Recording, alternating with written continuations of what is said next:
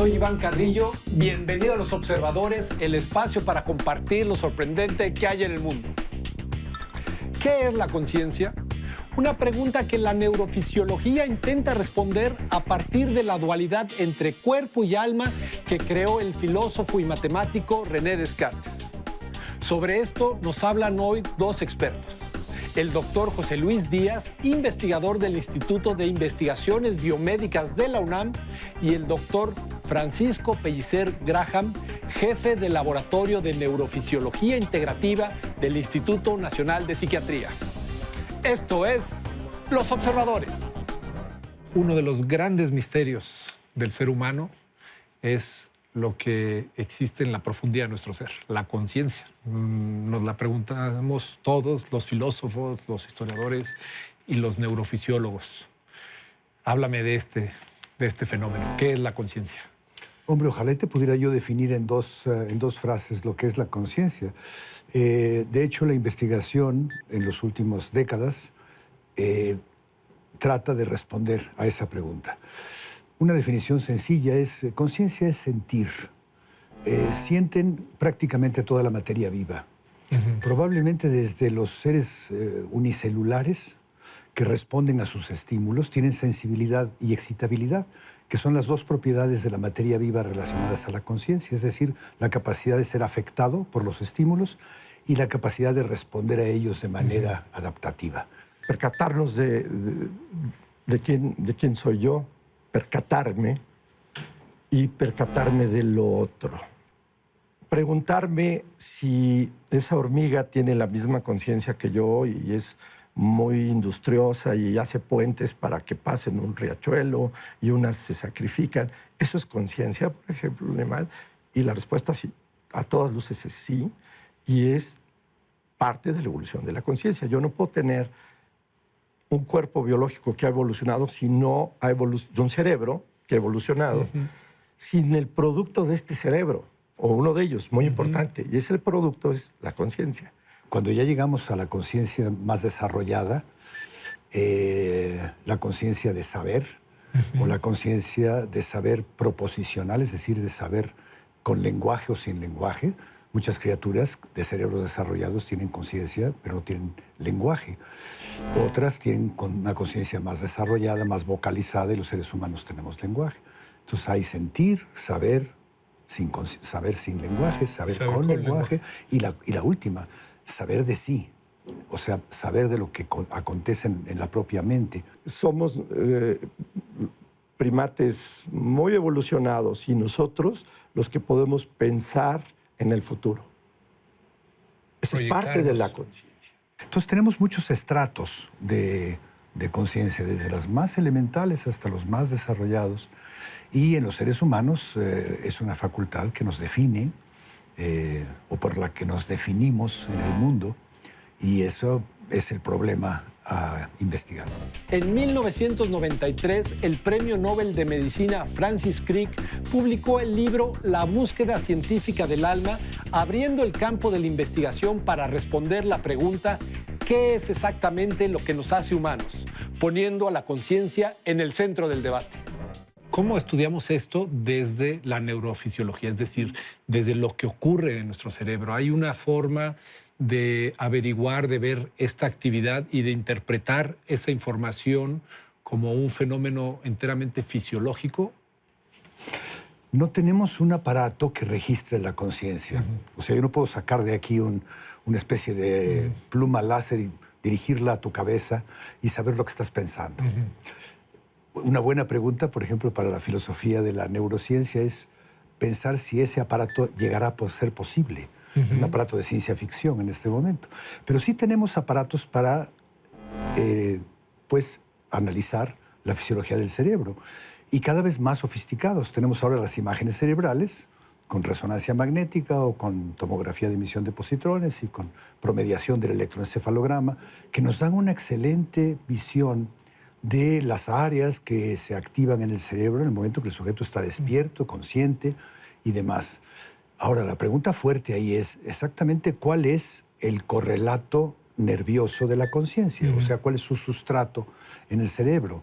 Y ese no lo conocemos, pero yo diría que se aproxima una respuesta posible a esto, sin que eso resuelva el problema tradicional antiquísimo de la relación mente-cuerpo, porque una cosa es saber qué áreas o qué zonas del cerebro, qué funciones del cerebro se correlacionan con las emociones, los pensamientos, las voluntades, los sueños, etc. Y otra cosa es saber cómo se relacionan, porque son dos mundos muy diferentes, el mundo de las neuronas, de los neurotransmisores, de los potenciales sinápticos, etcétera, del cerebro, y el mundo de las emociones y de los pensamientos y de las voluntades.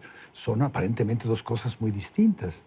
¿Cómo estudia la neurociencia? ¿Cómo desde esta parte más mecánica, Sí. más fisiológica, Me encantó la pregunta, eso sí te lo puedo contestar. cómo podemos comprender ¿Cómo es el mejor la andamiaje? conciencia? Fíjate que es algo interesantísimo.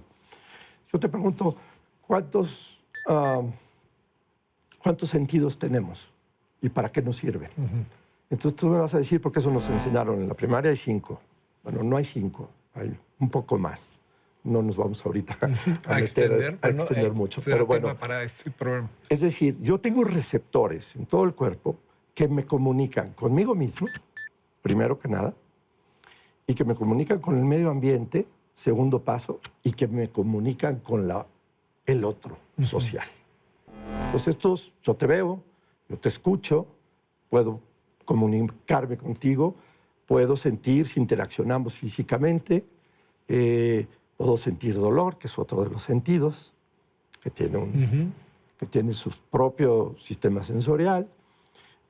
Puedo saber dónde estoy, puedo saber si estoy de cabeza o acostado.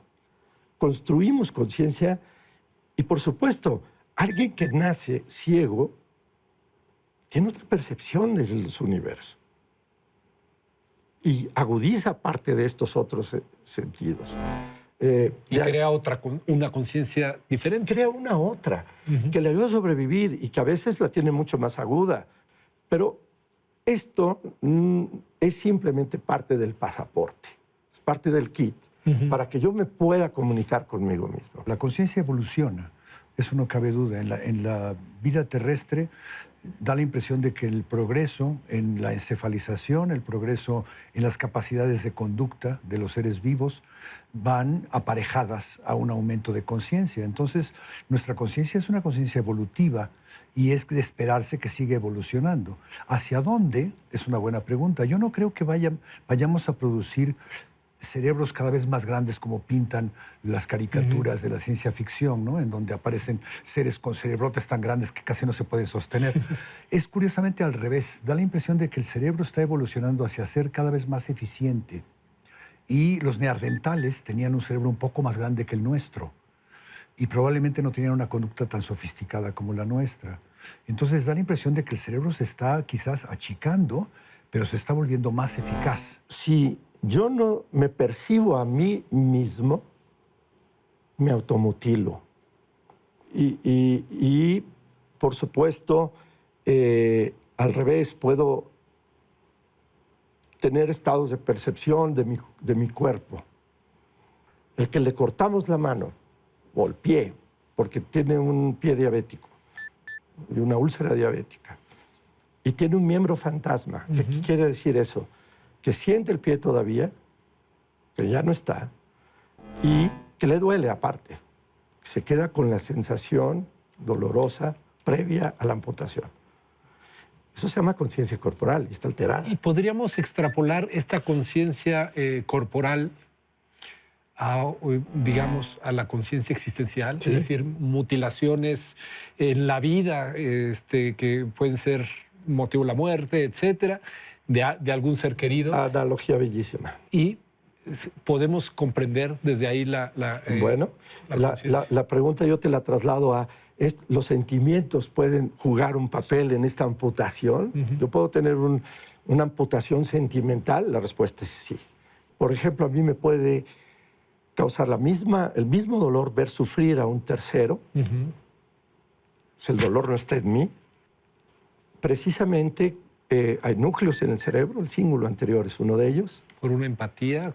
Tiene que ver la empatía, tiene que ver mi historia previa. Es decir, es complejo porque a lo mejor a mí, yo soy muy sensible a cierto tipo de cosas que yo mismo padecí o de la cual yo mismo sufrí. Entonces yo puedo ser más empático con cierto tipo de cosas, por ejemplo, ¿no? Ser muy sensible a lo que le está pasando al otro. La ínsula anterior, que es una parte de la corteza, una parte muy especializada de nuestra corteza en particular, tiene esas características. Ahí reside el otro. Ahí está el espejo del otro. Un grupo de científicos de la Universidad de Harvard afirmó haber encontrado la parte de nuestro cerebro relacionada primordialmente con la percepción integral del mundo que nos rodea. Los investigadores señalaron que la conciencia y la excitación sexual podrían tener una relación a través de esa misma red neuronal. ¿De qué forma aconsejarías al ciudadano de a pie, a quien nos está viendo, hacer una exploración más profunda, más inteligente de su conciencia? La meditación, meditar un poco sobre ti, sobre tu conducta, sobre cómo te comunicas con la gente. Y atreverse a meterse en uno mismo. Bueno, a criticarse a uno mismo, porque somos muy dados a poner el dedo en la llaga ajena y no ser lo suficientemente racionales y razonables con uno mismo para decir, bueno, hoy fallaste, ¿eh? Hoy tuviste un exabrupto fuerte, fuera de tono, agresivo, que no llevó a nada, además. No pasó nada. No te defendías de nada. Reflexiones un poco para vivir mejor, yo creo, ¿no? Yo supongo que la capacidad más amplia, más alta, más abarcativa de la conciencia es la autoconciencia y la conciencia de los demás. De la autoconciencia y lo que yo llamo la heteroconciencia. Los filósofos le llaman la alteridad, la conciencia de los otros.